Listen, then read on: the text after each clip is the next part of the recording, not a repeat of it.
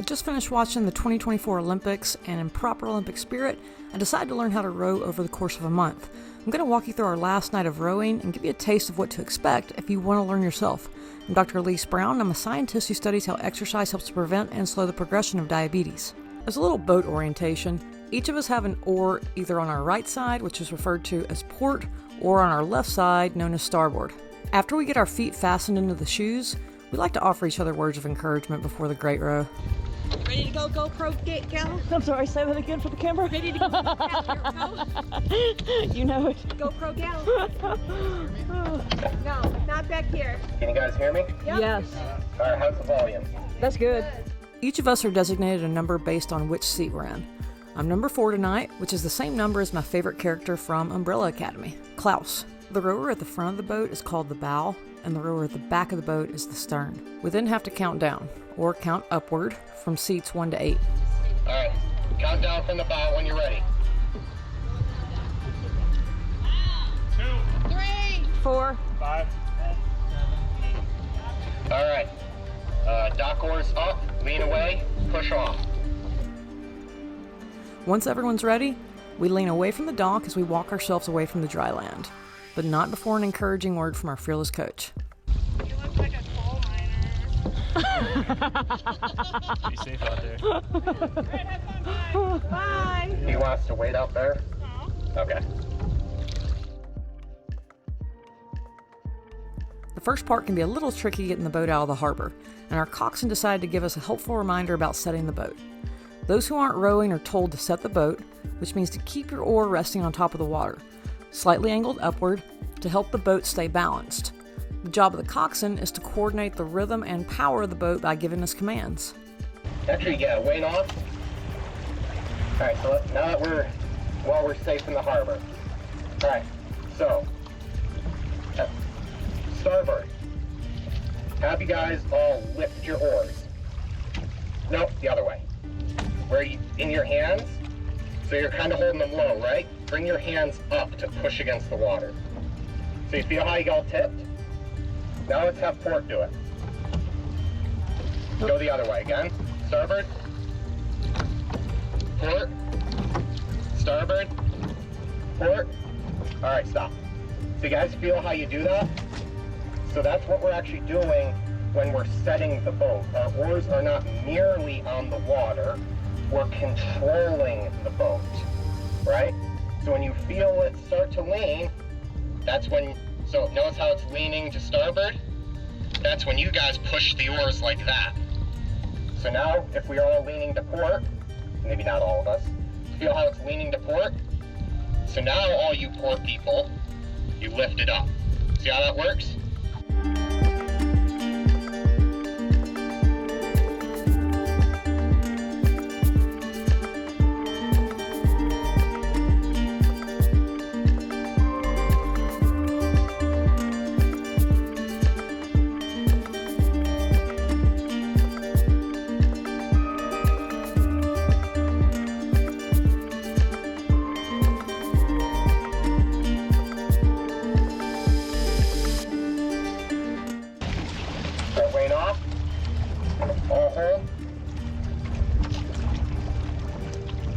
Alright, let's go pick drill.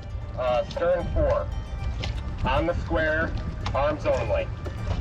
Bow 4, you guys are going to be setting the boat. Ready? Row. Work on timing. Weigh enough means to stop rowing, and hold means to square your oar in the water, meaning the oar is perpendicular to the surface of the water. This slows the boat down and stops it. The pick drill is used to warm us up by isolating different components of the stroke.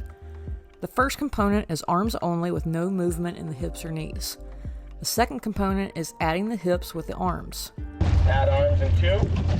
There's 1 and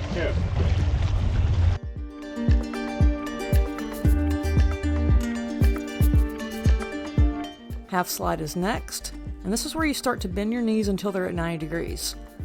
Notice that we're keeping the oar on the square while warming up. Half stroke in 2. There's 1 and 2. Half slide. Still on the square.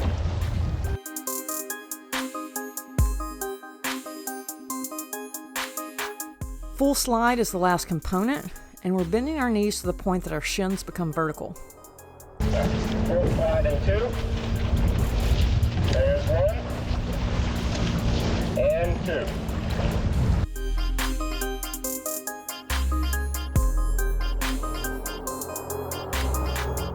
Our coach catches up to give us some pretty exciting instructions along with some coaching cues. Daniel, how do you feel about turning around and going through the bridge? Apparently the water is better. Okay. Alright. You know how to drive? I think so. Yes, you do. Alright. Alright, Katrina, think about your looking straight ahead, okay? And yes, that's good. And then your left hand has to really push down. Let's do the feather here. Alright, on the feather. On the feather means that we push the oar out of the water, we rotate the oar so that the blade is parallel to the surface of the water before squaring it again to go back into the water. The way that we turn the boat around is by having the port side hold, meaning squaring our blades in the water while the starboards row.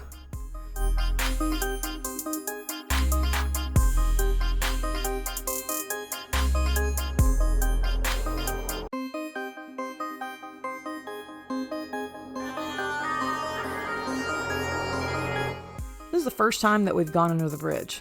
It was really exciting. We didn't panic at all. Alright. Starboard hold. Starboard hold.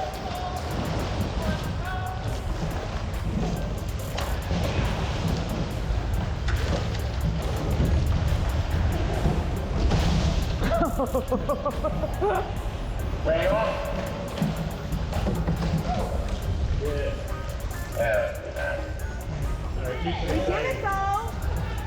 Alright. Woo! That's fun. We get to go back too. Alright. Bow 4. Bow 4. On the square. Arms and body. Arms and Ready?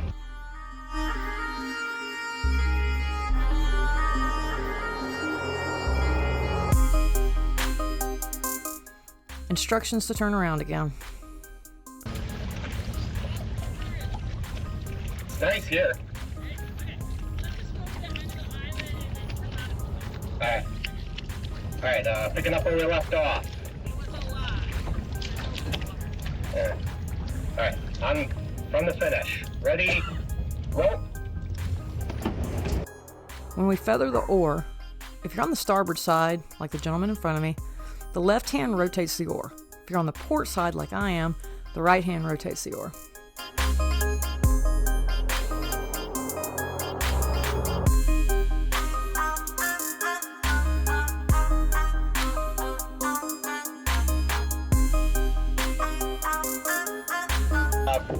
Port's row, starboard's back alternating. So, Starboard's back. Starboard's back. yeah, Right now, right now. yeah, starboard's back. Port's row. Starboard's back. Port's row. Starboard's back. Alright, that's it. Good. Port's row. We were lucky enough to see a barge right down the river from us. As we turned around, we could see one of our people out in a single,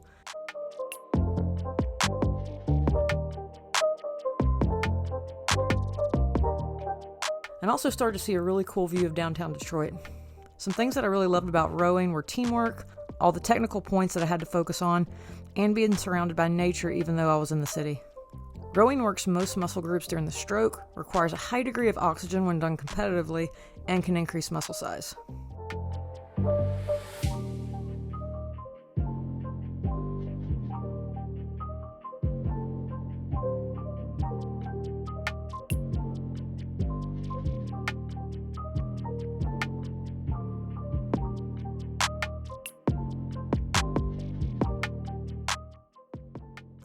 If you take a look at the seat here, it slides just like the seat on an exercise rowing machine.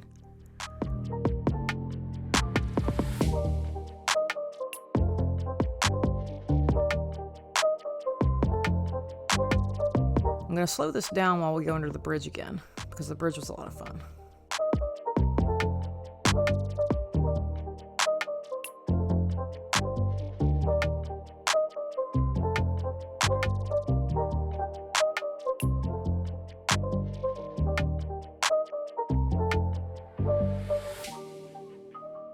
It's a lot of responsibility, the job of the coxswain, and sometimes you just have to give yourself a pat on the back. Alright, that went really well. I am literally the best coxswain to ever exist. Go, Nathaniel!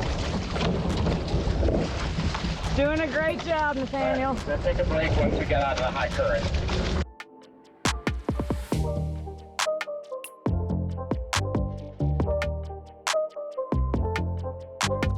We did a quick rower switch out so that everyone gets a turn, and Coach gave me some feedback on keeping my shoulders down. And pretend I'm the dog, and you're just gonna step in. Because we're gonna let Austin here go a little bit. Thank you. How's it going, Nathaniel? Not too bad. So I was catching how fast the current was going. So I don't think you heard me. I was trying to go into the one next to it. Oh, To the right. well, whatever. Yeah. Elise, you're kind of doing the same thing as I was saying to Christina with the shoulders. On that side, your left shoulders should go like higher. And I wouldn't say if they were equal, that's fine.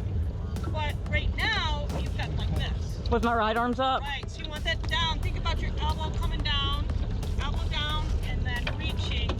Left is up. Okay. It's something that I typically have to think about when lifting weights too. Otherwise I shrug a little bit without meaning to. Quick product placement. Check down in the description for a link to your very own diabetes resistance water bottle. Awesome.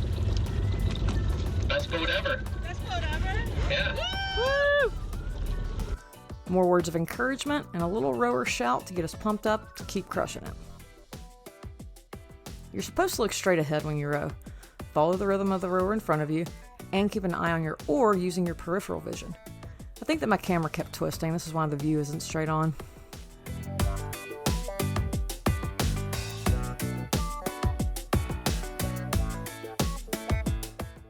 And here's the historic Belle Boathouse.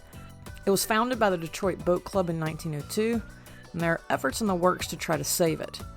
And we're all really hoping that it doesn't get demolished. There's a few things that our rowing group really love. One of them is going all eights. This means that all 8 people are rowing at the same time, and we really fly. Other times, some are rowing while others are steadying the boat. How do you guys feel about trying all 8 on the way back? Yes. Alright.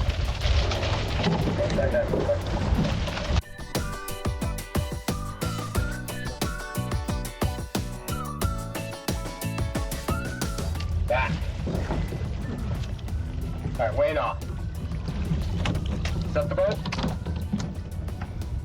Alright. So I'll try something. So you guys, stern 4. Give me 1/2 stroke.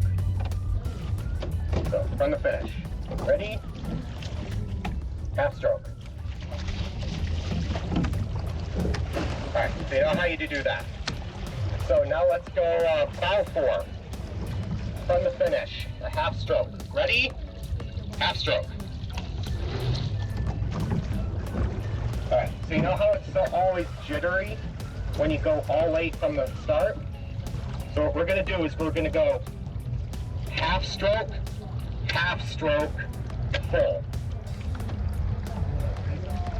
Let's try it. Alright. Another coaching point from our coxswain. Have you gone all 8? Just about to. Woo! Alright, stroke. See what I mean about our love for all 8s? Another thing our group really loves is power 10. This is where you give it all you got for 10 strokes, and this is where we really fly. You guys want to try power 10? Yeah. Alright, in 2. There's 1. And 2.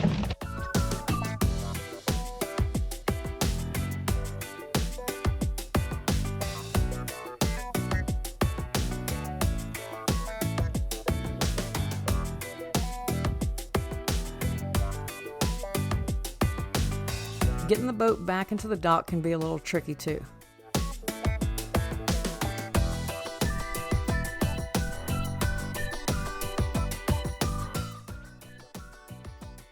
We don't always land the dock on the first try.